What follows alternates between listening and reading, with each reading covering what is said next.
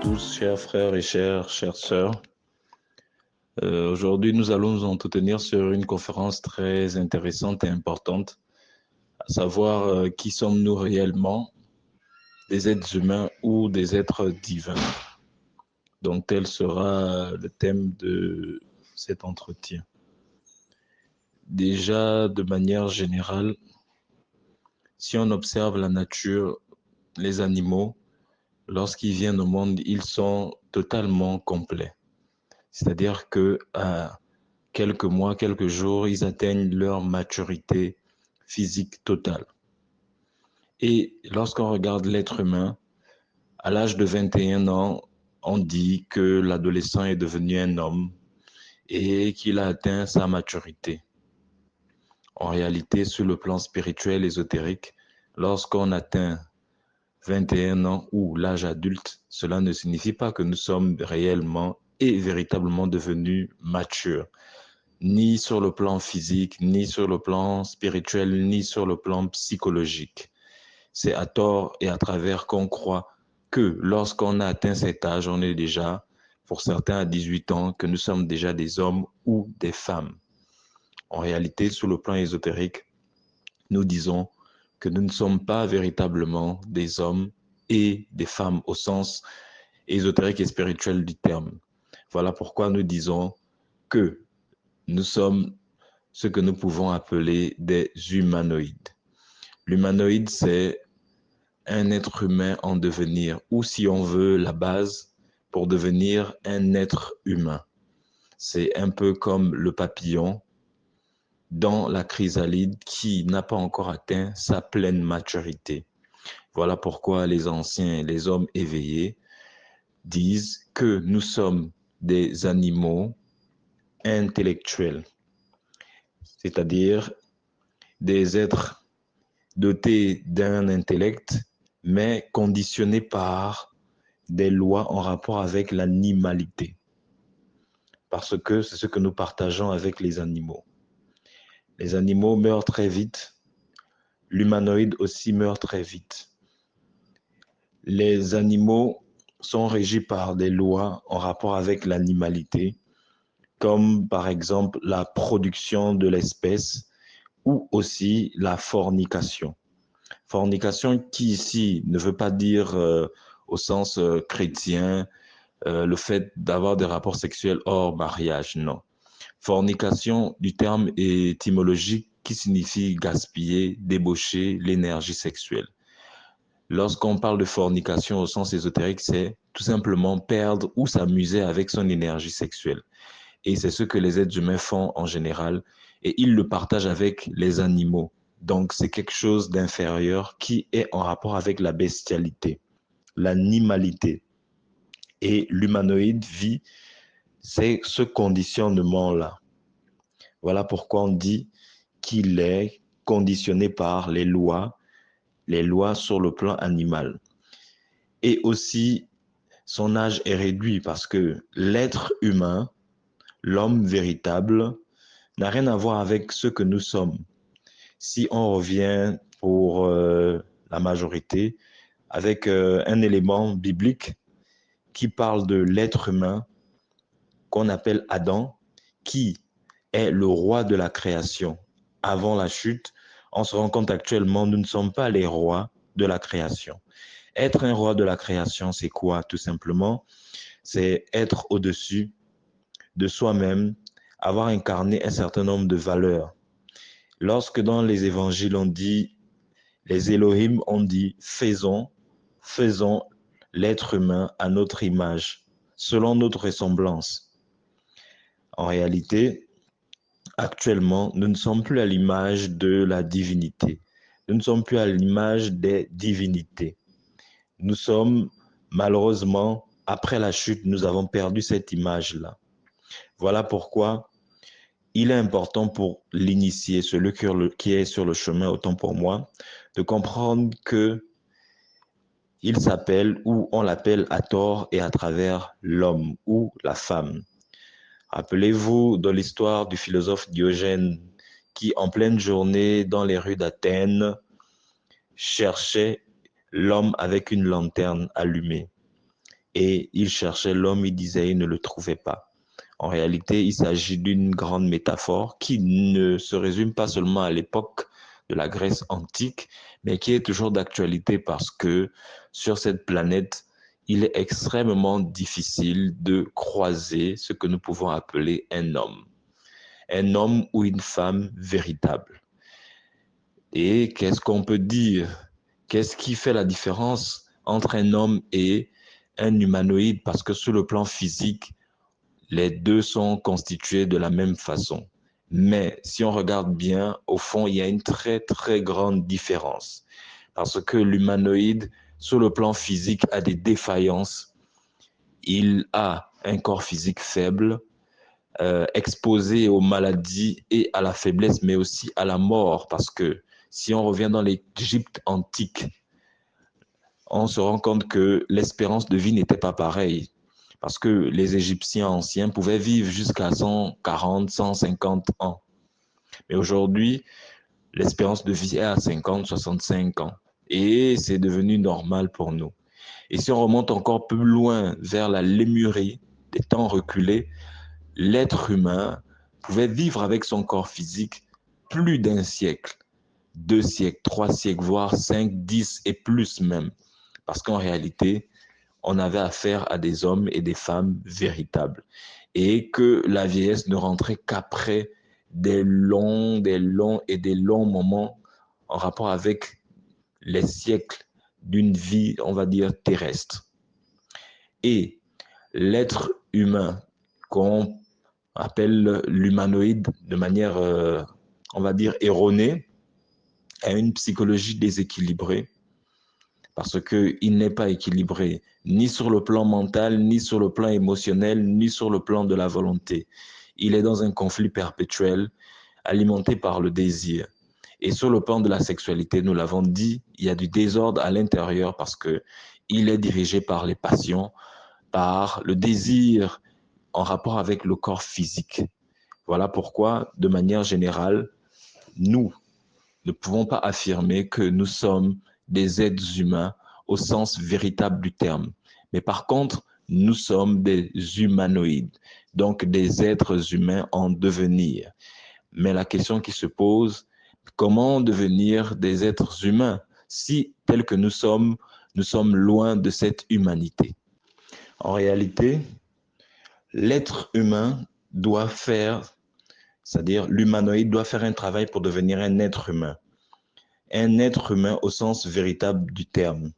Voilà pourquoi il y a un gros travail à faire sur lui-même. Et ce travail-là va l'emmener à véritablement devenir un homme. Et l'un des aspects en rapport avec ce travail se trouve à l'intérieur de lui, le travail à faire avec les éléments indésirables que nous pouvons appeler égos, défauts, démons rouges de Seth dans la tradition égypte ancienne ou encore des agrégats psychiques. Et c'est ce qui, en réalité, ternit la psychologie de l'humanoïde que nous sommes. Il est dirigé par ses défauts, par ses égos. La luxure, la colère, l'avidité, la jalousie, tout ce que nous avons de négatif doit être détruit à l'intérieur de nous pour devenir un homme.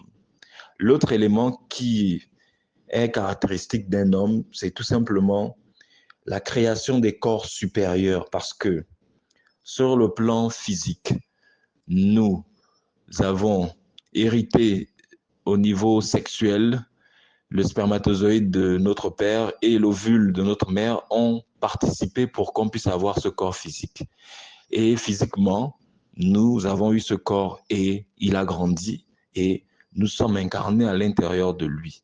Mais sur le plan spirituel, nous avons aussi d'autres corps que nous appelons les corps existentiels de l'être humain.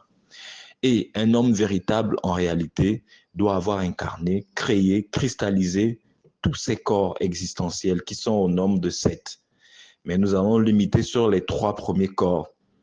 Pour commencer, le corps physique, il y a un travail à faire parce que l'énergie sexuelle a servi à créer, à façonner notre corps physique. Mais malheureusement, notre corps physique est immature. Il est encore faible. C'est-à-dire que il a beaucoup de déséquilibre en lui. Voilà pourquoi l'énergie sexuelle qui a permis de créer ce corps physique doit être utilisée à travers ce que nous appelons la transmutation de l'énergie sexuelle pour créer déjà, premièrement, régénérer ce corps physique qui est malade, déficient, pour commencer, et ensuite créer les autres corps, à commencer par le corps astral. Le corps astral qui, en réalité, lorsqu'on l'a créé, il nous permet maintenant de voyager à travers la dimension astrale à volonté. Maintenant, il y a aussi le corps mental qui correspond à la raison objective. L'homme qui a créé le corps mental, en réalité, a la raison objective, donc la conscience éveillée. Il voit les choses telles qu'elles sont. Et ensuite, le corps causal aussi, qui est le corps de la volonté. Parce que tel que nous sommes, nous avons des volontés multiples dirigées par nos multiples égaux. Nous n'avons pas une unité de volonté dirigée par l'être ou la divinité. Voilà pourquoi lorsqu'on crée, lorsqu'on cristallise un corps causal, on a une volonté consciente dirigée par la divinité, dirigée par la conscience ou l'être. Donc, pour dire que l'être humain authentique, l'homme réel, c'est celui qui a cristallisé ou créé ce qu'on appelle une âme, en créant à l'intérieur de lui ses corps solaires, donc ses corps existentiels, qui sont symbolisés dans la Bible par ce que nous pouvons appeler l'habit de noces de Jésus. On raconte une parabole où Jésus, il y avait un monsieur qui arrivait à une fête et il n'avait pas les habits de noces, on l'a chassé parce qu'il ne pouvait pas participer tant qu'il n'avait pas ses vêtements. Mais ces vêtements, en réalité, sont en rapport avec les corps existentiels que nous devons cristalliser pour devenir un homme. Donc, l'homme véritable, c'est l'homme qui a créé un corps astral, un corps mental et un corps causal. À ce moment-là, on dit que c'est un homme authentique, le roi de la création, celui qui marche au-dessus de la création parce que lui-même, il a déjà incarné les principes en rapport avec ce qu'il est véritablement et devient à l'image et à la ressemblance de la divinité. Donc, il devient roi et reine de la création. Et ce genre d'être humain n'est plus victime des situations de la vie. Donc, il ne subit plus parce qu'il a la conscience éveillée, il vit avec les yeux ouverts et il peut voir les choses arriver et influencer les événements à travers sa conscience éveillée. Et voilà pourquoi nous disons que cet homme-là, nous pouvons déjà dire que les initiés venus avant nous nous ont montré cette voie parce que ces hommes et ces femmes, en réalité, sont ce qu'on appelle des maîtres et des maîtresses parce que lorsqu'on est un homme véritable, on a atteint la maîtrise. Comme par exemple des hommes authentiques qui ont peuplé la terre. Si on parle de Bouddha, si on parle de Yeshua, si on parle de Krishna, si on parle de Mohamed, ils sont nombreux, des hommes authentiques. Et ce sont ces hommes-là qui, par la cristallisation du travail qu'ils ont accompli, nous véhiculent un enseignement qui nous permet, nous aussi, de pouvoir devenir des hommes qui correspondent à la deuxième étape du cheminement spirituel ou ésotérique. Parce que après devenir un homme, il y a une autre suite parce que il faut atteindre ou incarner la divinité. Donc, le cheminement ésotérique ou spirituel, on peut dire, passe par 3 étapes. La première étape, c'est l'homme ordinaire ou l'humanoïde, qu'on appelle l'animal intellectuel, que l'on croit ou on pense que c'est l'homme véritable qui vit dans le désordre sur le plan psychique, sur le plan sexuel, sur le plan émotionnel, sur le plan de sa vie. Ensuite, deuxième étape, c'est le véritable être humain, l'homme qui a créé les corps internes, qui a cristallisé une âme, l'homme véritable qui est le roi de la création, qui a incarné ses valeurs en tant qu'être humain, la maîtrise véritable. Et ensuite, troisième étape, c'est le surhomme. Le surhomme, c'est l'homme qui a incarné la divinité en lui, l'homme qui a incarné le Christ, qui correspond au plus haut niveau de libération. Et il a fusionné avec la divinité. Il a incarné les vertus divines, les qualités de l'âme, l'intelligence, la sagesse, l'amour et les pouvoirs supradivins en rapport avec sa divinité qu'il a incarnée, appartenant au rayon, on va dire, correspondant. Donc, ce surhomme-là, c'est la dernière étape du cheminement spirituel. Mais pour arriver à cette étape, il faut d'abord atteindre la deuxième étape, c'est-à-dire devenir un homme ou une femme qui a atteint la maîtrise, qui est devenu roi et reine de la création. À partir de ce moment-là, on peut passer à l'étape suivante qui correspond à incarner la divinité sur le plan spirituel. Et tout ça est toujours conditionné par un travail sur soi. Parce que pour devenir un dieu ou bien une déesse, il faut d'abord devenir un homme. Et pour atteindre la divinité, c'est toujours le même travail, c'est-à-dire la purification à 3 niveaux. La purification au niveau de notre psychologie, c'est-à-dire on doit purifier, détruire, éradiquer de manière définitive tout ce qu'il y a de négatif dans notre psyché, donc les défauts à l'intérieur de nous. Il faut aussi la pureté au niveau sexuel parce que au niveau sexuel, on doit déjà couper avec les tendances animales propres à l'humanoïde. Voilà pourquoi ce travail-là continue au 3e niveau. Et lorsqu'on arrive au 2e niveau, l'homme sur le plan sexuel a incarné ce qu'on appelle la Kundalini. La Kundalini qui est la force ou le feu sexuel qui rend l'homme un maître. Et à ce niveau-là, c'est déjà une partie du processus. Mais lorsqu'il arrive à la 3e étape, sa Kundalini s'éveille totalement et s'élève dans tous ses corps solaires parce que la Kundalini, le feu solaire, lorsqu'il s'éveille, il s'éveille dans chaque corps et en réalité doit s'incarner dans tous les corps et de manière définitive et totale. Et en 3e position, il doit aussi incarner la compassion, incarner la charité, l'amour total du prochain. Parce que lorsqu'on incarne la divinité, il n'y a plus d'individualité au sens égoïque. Parce que un maître qui a incarné la divinité ne vit plus pour lui, mais il vit pour les autres. Il est au service de l'humanité parce que il est dirigé par ce que nous pouvons appeler la compassion et l'amour véritable. C'est la dernière étape pour le cheminement ésotérique. Et on parle du grand œuvre. Le grand œuvre, on parle de spiritualité, c'est-à-dire qu'une école authentique, une école de mystère véritable doit donner à l'humanoïde les clés pratiques et théoriques qui l'emmènent non seulement à devenir un être humain au sens véritable du terme, mais aussi après à incarner sa divinité. Donc, les écoles ou les enseignements qui ne donnent pas ces fondements, ces bases-là, en réalité, n'aident pas l'humain à sa réalisation. Parce que il peut arriver que vous soyez dans des écoles où on vous donne des clés pour avoir des pouvoirs, des facultés. C'est très bien, c'est intéressant, mais malheureusement, tant que au centre de notre psyché se trouve toujours l'ego, le jeu, ces facultés seront au service tout simplement de l'ego, des ténèbres à l'intérieur de nous. Voilà pourquoi l'initié n'est pas dans la distraction, il reste concentré sur un seul but, se connaître lui-même. Et se connaître lui-même, ça veut dire connaître son potentiel, connaître ses valeurs, connaître ses principes et les incarner de manière définitive afin de retourner à la divinité. Voilà pourquoi, de manière synthétique, nous pouvons dire, par rapport à ce thème de cette soirée, que nous ne sommes pas des êtres humains, nous sommes encore loin d'être des êtres divins. Nous sommes des humanoïdes, des êtres humains en devenir.